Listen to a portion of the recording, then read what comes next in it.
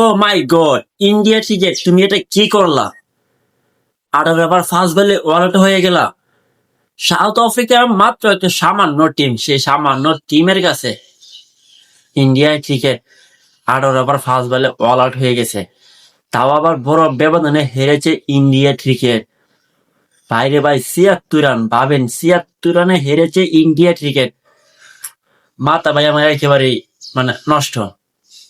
South Africa একটা মতো দল, ছোট একটা দল ইন্ডিয়াকে হারিয়ে দেয়।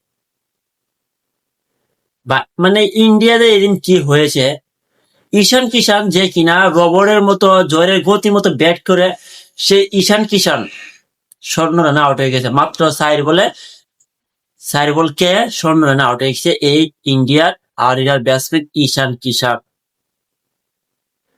ভাই সাউথ আফ্রিকা কিভাবে এত শক্তিশালী হলো? ইন্ডিয়ার মতো এক শক্তিশালী টিমকে সাউথ আফ্রিকা ৭৬ রানে হারিয়ে দিয়েছে। ভাবেন একবার। এখন ইন্ডিয়ার জন্য সেমিফাইনাল যাওয়া খুবই খুবই কঠিন হয়ে দাঁড়ালো।